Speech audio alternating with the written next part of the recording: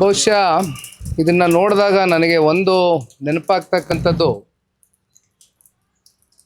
ಈಗಾಗಲೇ 50 ವರ್ಷದ ಹಿಂದೆ ಇಂದಿರಾ ಗಾಂಧಿಯವರು ಒಂದು ತುರ್ತು ಪರಿಸ್ಥಿತಿಯನ್ನು ಇಡೀ ದೇಶದ ಮೇಲೆ ಏರಿದರು. ಈಗ ಸರಿಸುಮಾರು ಒಂದು 50 ವರ್ಷ ಕಳೆದೋಗಿದೆ. ಬಹುಶಃ ಇವತ್ತಿನ ಈ ಸರ್ಕಾರದ ಸರ್ವಾಧಿಕಾರಿ ಮನಸ್ಥಿತಿಯನ್ನು ನೋಡಿದಾಗ ಆ 50ನೇ ವರ್ಷದ ಸುವರ್ಣ ಮಹೋತ್ಸವವನ್ನು ಕರ್ನಾಟಕದಲ್ಲಿ ಆಚರಣೆ ಮಾಡ್ತಾ ಇದ್ದಾರೇನೋ ಅಂತಕ್ಕಂಥದ್ದು ನನ್ನ ಭಾವನೆ.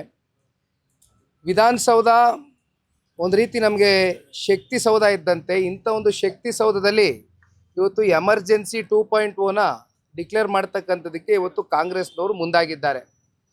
ಇಂಥ ಸರ್ವಾಧಿಕಾರಿ ಮನಸ್ಥಿತಿ ಬಹುಶಃ ಈ ಕಾಂಗ್ರೆಸ್ನವ್ರನ್ನ DNA ಈಗಾಗಲೇ ರಕ್ತಗತವಾಗಿ ಬಹುಶಃ ಅವ್ರಿಗೆ ಹಿಂದಿನಿಂದನೂ ಕೂಡ ಇದು ಒಂದು ರೀತಿ ಅಭ್ಯಾಸ ಆಗಿಬಿಟ್ಟಿದೆ. ಆದರೆ ಒಂದು ನಾನು ಹೇಳ್ತಕ್ಕಂಥದ್ದು, ಮಾಧ್ಯಮದ ಸ್ನೇಹಿತರು ಸಂವಿಧಾನದ ಅಡಿ ಅವ್ರಿಗೆ ಅವರ ಅಭಿಪ್ರಾಯಗಳನ್ನ ವ್ಯಕ್ತಪಡಿಸ್ತಕ್ಕಂಥದ್ದಕ್ಕೆ ಅವರಿಗೆ ಎಲ್ಲ ರೀತಿಯಾದಂಥ ಹಕ್ಕುಗಳಿದೆ.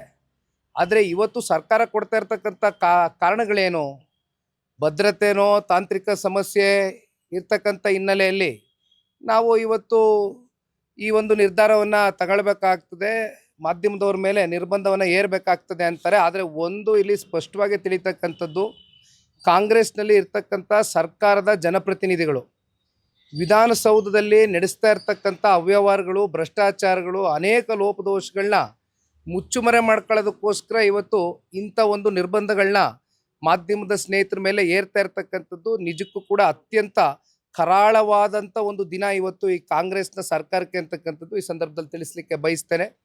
ಮೊದಲು ಇಂಥ ಜನವಿರೋಧಿ ನೀತಿಗಳನ್ನ ಜೊತೆಯಲ್ಲಿ ಪತ್ರಿಕೋದ್ಯಮನ ಸ್ನೇಹಿತರನ್ನ ಕಟ್ಟಾಕ್ತಕ್ಕಂಥದ್ರಲ್ಲಿ ಏನು ಕೈಗಳನ್ನ ಹಾಕಿದ್ದಾರೆ ಕಾಂಗ್ರೆಸ್ನವರು, ಇದನ್ನು ಮೊದಲು ಇವರು ಬಿಡ್ತಕ್ಕಂಥದ್ದು ಸೂಕ್ತ. ಇಲ್ಲಾಂದರೆ ಜನತಾದಳ ಪಕ್ಷ ನಾಡಿನ 7 ಕೋಟಿ ಕನ್ನಡಿಗರು ಇವತ್ತು ಪತ್ರಿಕೋದ್ಯಮ ಸ್ನೇಹಿತರ ಜೊತೆ ಇದ್ದಾರೆ. ಜನತಾದಳ ಪಕ್ಷವೂ ನಿಮ್ಮ ಜೊತೆ ಇದ್ದೇವೆ. ನಿನ್ನೆ ದಿನ ಹೋರಾಟ ಕೈಗೆ ಎತ್ಕೊಂಡಿದ್ದೀರಿ. ನಿಮ್ಮ ಹೋರಾಟದಲ್ಲಿ ನಾವು ಕೂಡ ಪಾತ್ರ ವಹಿಸ್ತೇವೆ.